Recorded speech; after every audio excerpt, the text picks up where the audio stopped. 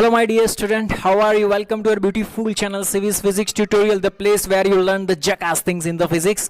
So अभी तक हम लोगों ने डिटेल में डिस्कशन किया रिफ्लेक्शन के बारे में, ठीक है। रिफ्लेक्शन कौन सा फिनोमेना देखा? रिफ्लेक्शन। लाइट है, उसके साथ दो फिनोमेना जुड़े हुए होते हैं, फर्स्ट वन रिफ्लेक्शन और सेकंड वन रिफ्रैक्शन, ठीक है। तो अभी आगे बढ़ते हैं और our next phenomena is refraction. कौन सा है? रिफ्रैक्शन। बहुत ही बढ़िया सी चीज है। आइए हम और आप मिलके अच्छे से डिटेल में समझते हैं। ध्यान से समझना, थोड़ा सा कंसेप्ट आप स्टैंडर्ड 10th में पढ़ के आ चुके हो, ठीक है। आइए चलिए हम और आप मिलके स्टार्ट करते हैं। समझो यहाँ पे, suppose this one is the line. ये जो लाइन है ना, वो दो मीडियम को अलग करती है। सोचो, दिस वन इज मीडियम 1, इसको मैंने बोल दिया मीडियम 1 और इसको मैंने बोल दिया मीडियम 2, ठीक है। और ये सोचो एक नॉर्मल लाइन है, ठीक है।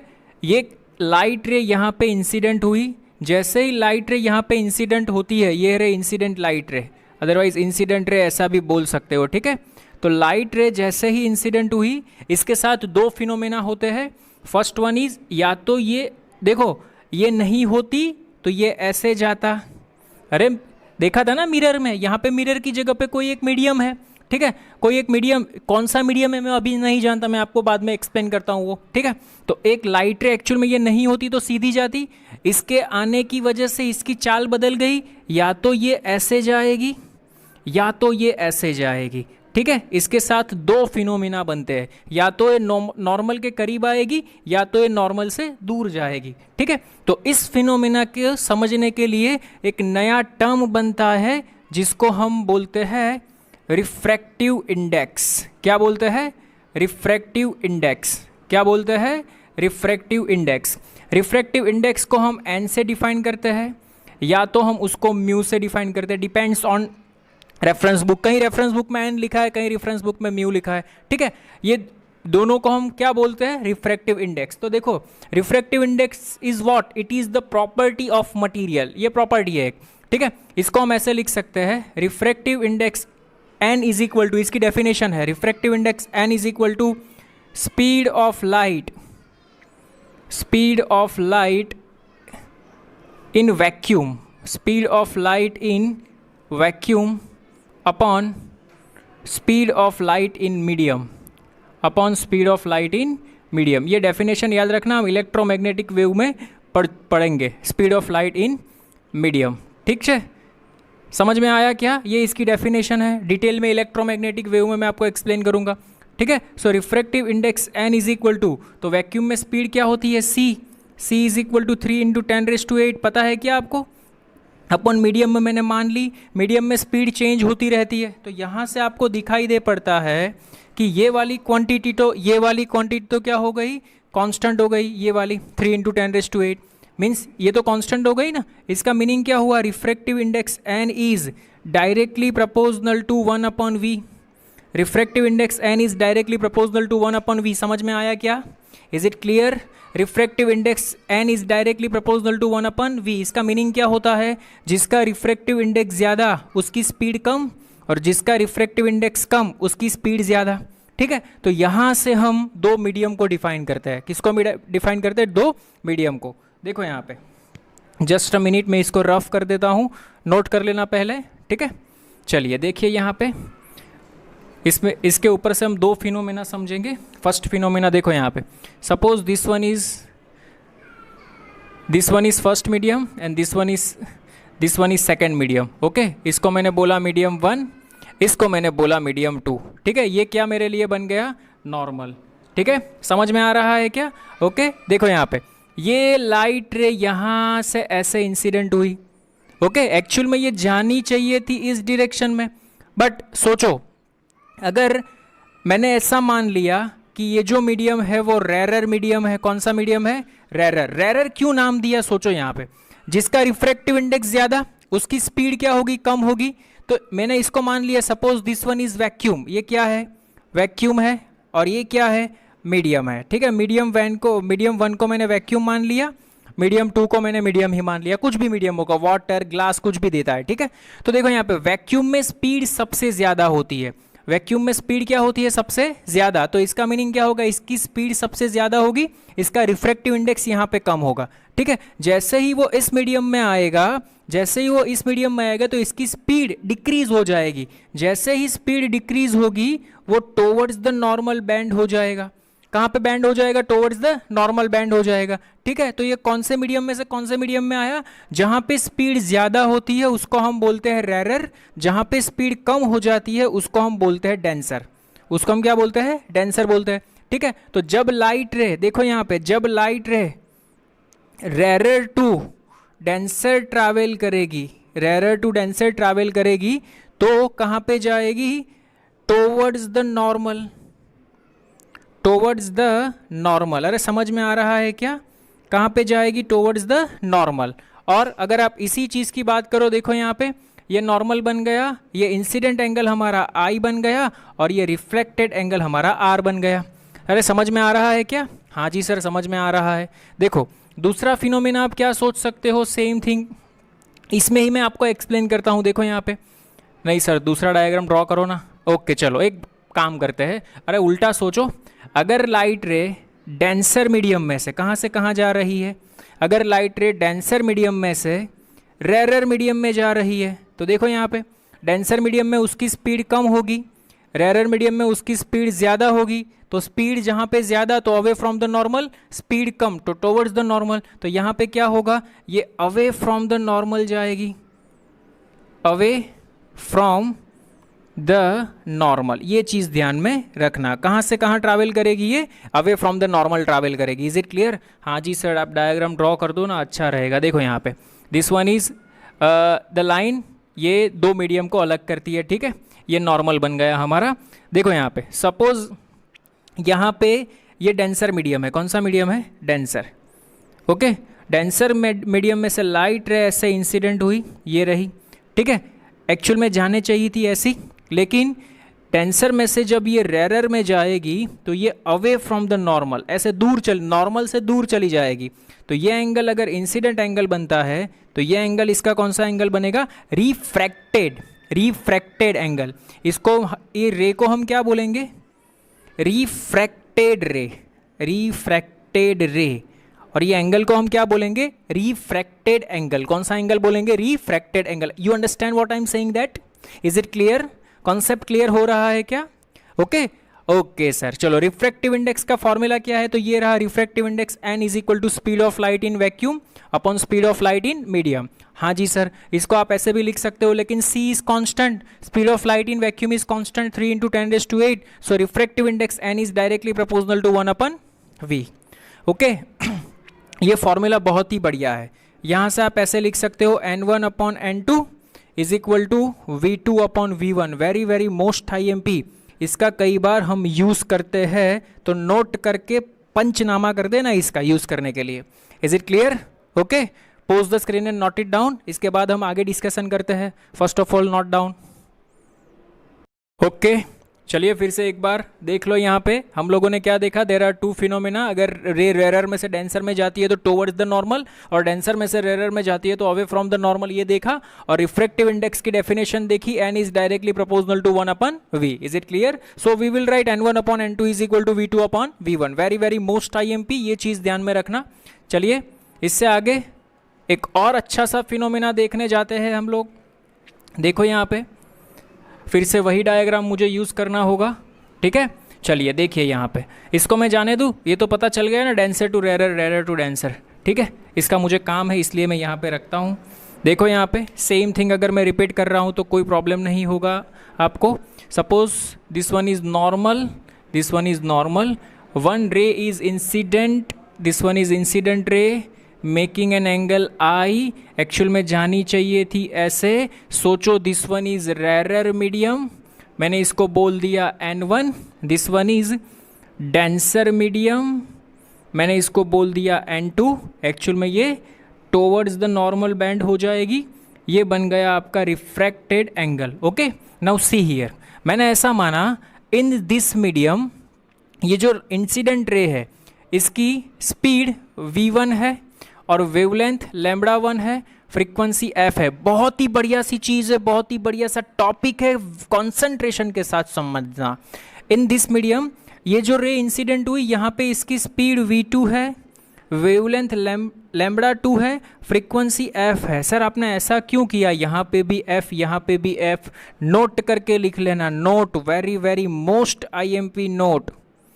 फ्रीक्वेंसी रिमेन्स कांस्टेंट, फ्रीक्वेंसी क्या होगी, कांस्टेंट होगी। अरे देखा है क्या आपने, कभी आप स्विमिंग पूल में रहते हो, ठीक है, तो स्विमिंग पूल में जब आप लाइट, लेज़र लाइट, पानी में से अंदर से लेज़र लाइट चालू करा तो अंदर आपको ब्लू दिख रही है, बाहर जाके वो रेड हो रही है, ऐसा होता है क्या?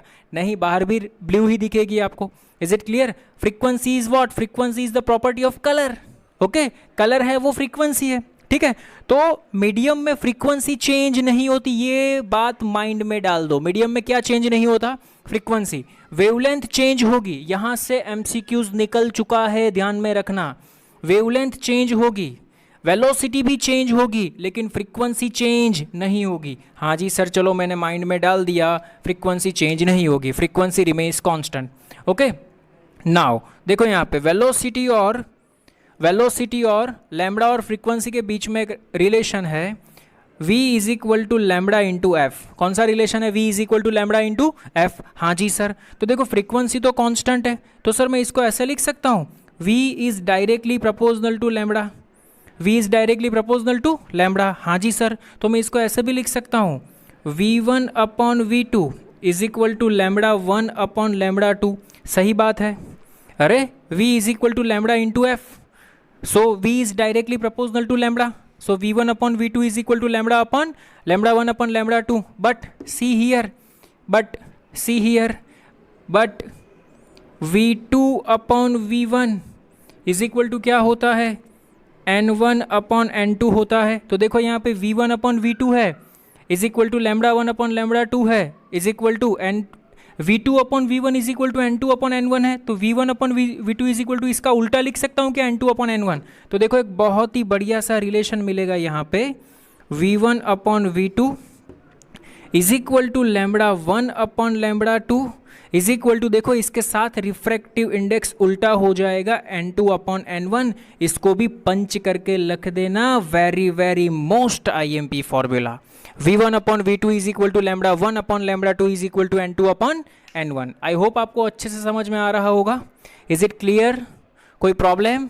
जो यहाँ से आपको पता चलता है, फिर से अगर रिफ्रैक्टिव इंडेक्स और वेवलेंथ में भी इन्वर्सली प्रोपोर्शनलिटी का रिलेशन है, तो कई बार क्या होता है, एक मीडियम में वेवलेंथ आपको दी गई होती है, दूसरे मीडियम में आपको पूछा जाता है कि फाइंड द वेवलेंथ, तो बाय यूजिंग दिस फॉर्मूला, ये रिलेशन हमें याद होना चाहिए। हमें ये तो चलो याद रह जाएगा रिफ्रैक्टिव इंडेक्स और वेलोसिटी के बीच का रिलेशन, लेकिन हमें रिफ्रैक्टिव इंडेक्स और वेवलेंथ के बीच का भी रिलेशन हमें याद रहना चाहिए।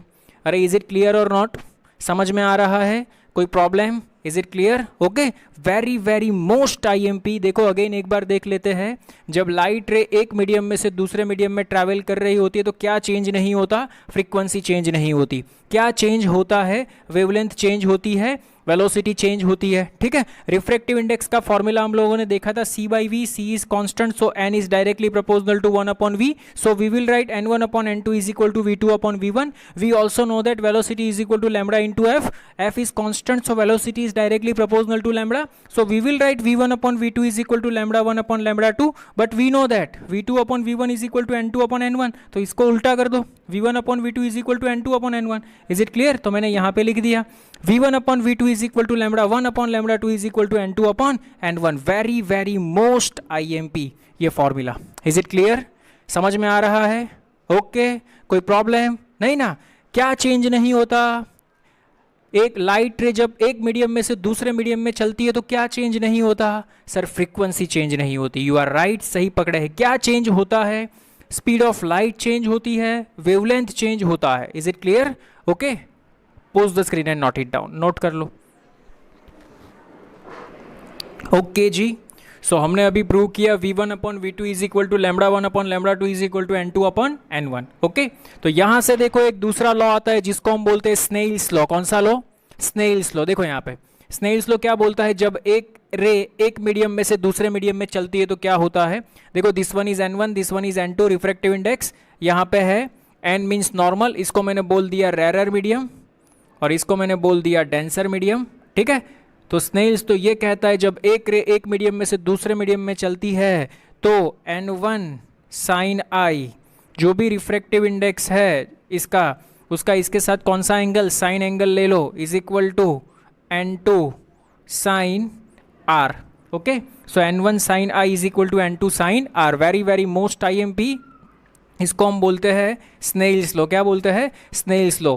रेरर में से डेंसर में जाता है तो हम क्या बोलते हैं? N1 साइन आई जो भी मीडियम है और उसका मल्टीप्लिकेशन किसके साथ करने का, इसका जो भी इंसिडेंट एंगल है उसका साइन एंगल, तो N1 sine I is equal to N2 sine R. इसको हम क्या बोलते हैं? स्नेल्स लॉ बोलते हैं। देखो तो यहाँ से मैं इसको ऐसे भी लिख सकता हूँ क्या, N2 upon N1 is equal to sine I upon sine R. हाँ जी सर, बट देखो यहाँ पे N2 upon N1 is equal to lambda 1 upon lambda 2 is equal to V1 upon V2 होती है। तो ये फॉर्मूला को अगर हम आसानी से आगे ले जाए तो क्या हम क्या लिख सकते हैं? हम लिख सकते हैं sine I upon sine R.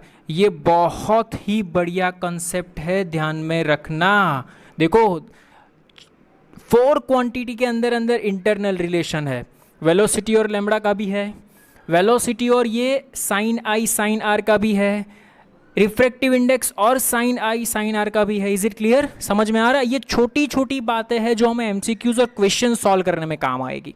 Is it clear? समझ में आ रहा है? Okay, so this one is our Snell's law, very very most IMP। चलिए साथ में एक एग्जाम्पल भी ले लेते हैं। देखो यहाँ पे क्वेश्चन में हमें ये पूछा है incident angle is given 45 degree. ये जो रे है वो इंसिडेंट हो रही है, सोचो 45 डिग्री पे, ठीक है। N1 हमें दिया है सोचो 1 और N2 हमें दिया है सोचो √2। कितना दिया है? √2। ओके, तो हमें ये पूछा है फाइंड डेविएशन। फाइंड क्या करना है? डेविएशन पता है ना? डेविएशन का मीनिंग क्या होता है? वो एक्चुअल में कहाँ जा रही थी और कहाँ किसके आने से उसके जीवन में क्या परिवर्तन आ गया। तो देखो यहाँ पे ये जो इंसिडेंट रे थी वो एक्चुअल में ऐसे जा रही थी, लेकिन मीडियम के आने से इसमें परिवर्तन आ गया, वो यहाँ से ऐसे चली गई। तो एक्चुअल में कहाँ जाने वाली थी? यहाँ पे जाने वाली थी। कहाँ चली गई? यहाँ पे चली गई। तो कितना डेविएशन हुआ? इतना डेविएशन हुआ डेल्टा, ठीक है। तो मुझे क्या फाइंड करना है? ये डेल्टा फाइंड करना है। Is it clear? तो एक चीज़ आप यहाँ पे सोचो, अगर ये एंगल 45 है तो सीधी सी बात है ये रे सीधी जाएगी तो ये एंगल भी आपका कितना बन जाएगा? 45 डिग्री बन जाएगा। अरे सीधी सी बात है बच्चा, अगर ऐसा देखो ये नॉर्मल है, ये एक रे ऐसी सीधी जा रही होती तो ये 45, तो ये भी कितना बनता? 45। अगर सीधी जा रही होती तो ये सीधी जा रही होती तो ऐसा 45 बनता, लेकिन सीधी नहीं गई, यहाँ से ऐसे बैंड हो गई।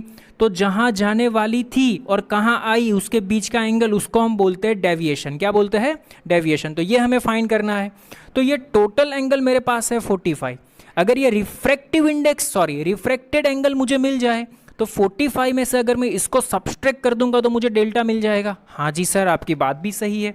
आइए चलिए, तो कौन सा फॉर्मूला यूज़ करेंगे? ये वाला formula, by using Snell's law.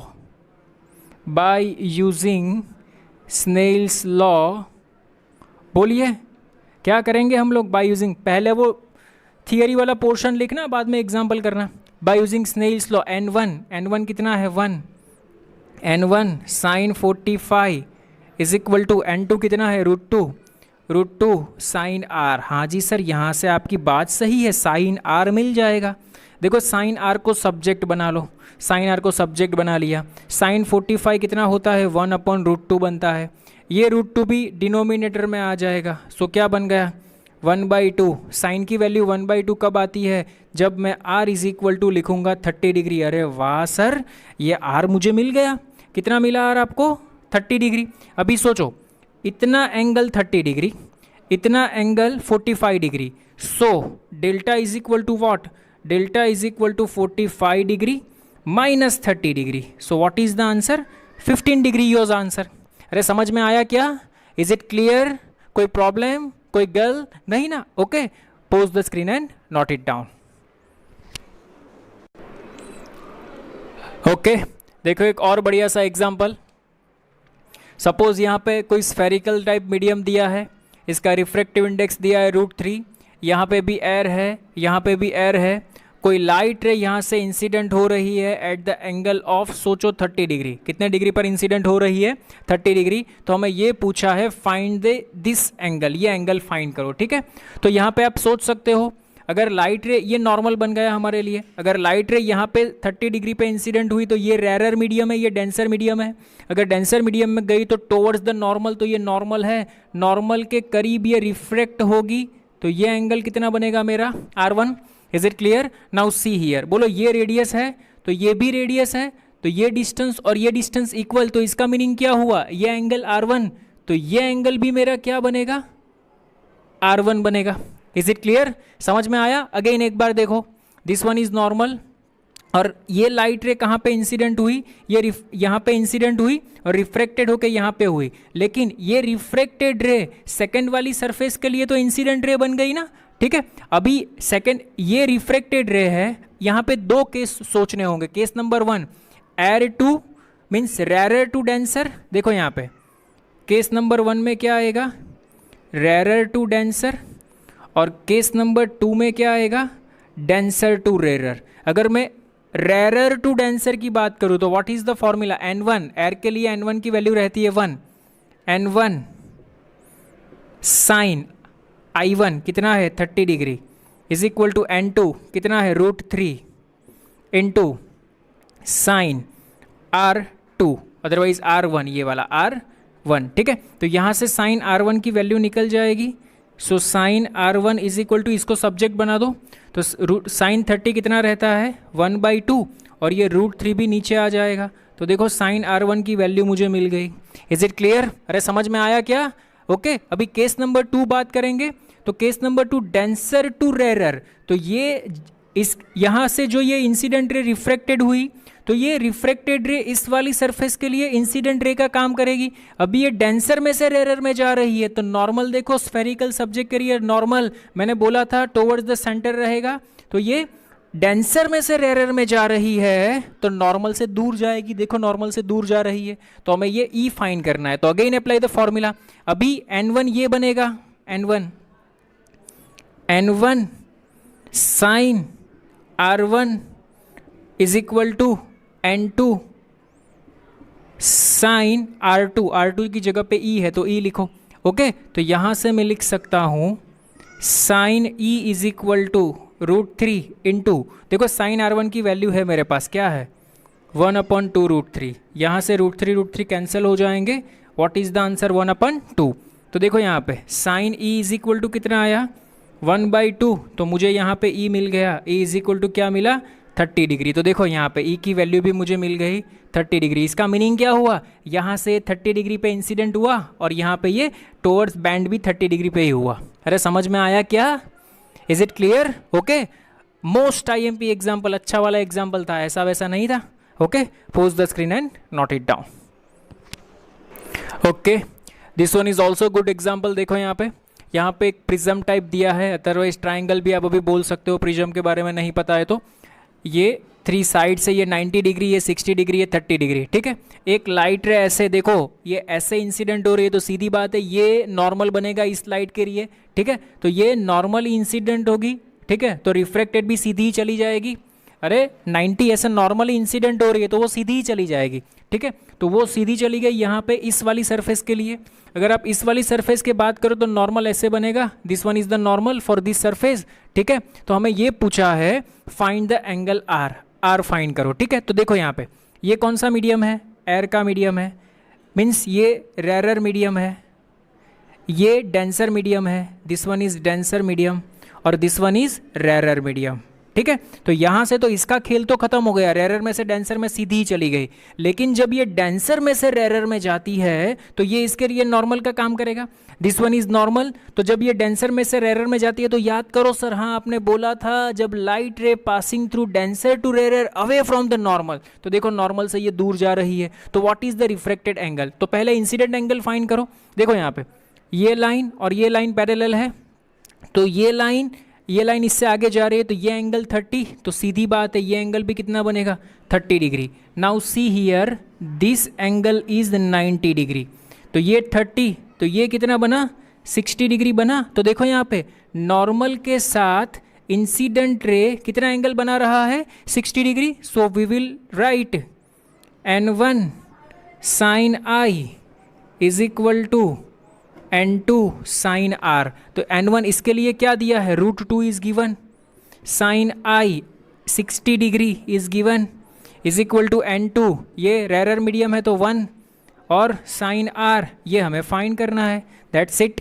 देखो यहाँ पे, so sine R is equal to what, √2, और साइन 60 की वैल्यू क्या रहती है, साइन 60 √3/2 क्या, ओके। तो यहाँ पे आएगा √3/2, 1 time cancel. So what is the answer, √3/√2। तो मैं इसको ऐसे लिख सकता हूँ, R is equal to sine inverse under root of √3/2। Is it clear, this one is your answer. I hope आपको अच्छे से समझ में आ रहा होगा। अगेन एक बार देख लो, यहाँ पे दो पहले वाला एग्जाम्पल किया ना स्फीयर वाला, उसी टाइप का है, लेकिन यहाँ पे ये रे इंसिडेंट नॉर्मली हो रही है तो सीधी ही चली जाएगी, सीधी चल के यहाँ पे आई। तो सेकंड वाली सरफेस के लिए ये इंसिडेंट रे का काम करेगी, ये इंसिडेंट रे का काम करेगी, तो ये रेरर में से डेंसर में से रेरर में जाएगी, तो ये नॉर्मल बना। इस वाली सरफेस के लिए ये तो नॉर्मल बना, ठीक है। तो ये टोवर्ड्स द नॉर्मल, नॉर्मल से दूर चली जाएगी। जैसे ही नॉर्मल से दूर गई तो नॉर्मल के साथ उसने एक एंगल बनाया जिसको हम बोलते हैं रिफ्लेक्टेड एंगल। इसका इंसिडेंट एंगल हमें नहीं पता था, नॉर्मल के साथ ये रे ने कौन सा एंगल बनाया नहीं पता था, तो हमने फाइंड किया। ये लाइन इसके पैरेलल है, ये 30 तो ये भी 30, ये बनता है 90, तो ये 30 तो रिमेनिंग 60 बना, तो इंसिडेंट एंगल बन गया 60। तो √2 sine 60 is equal to 1 sine R. यहाँ से साइन आर की वैल्यू मिल गई अंडर रूट ऑफ √3/2। अरे इज इट क्लियर और नॉट, समझ में आ रहा है? Pause the screen and note it down.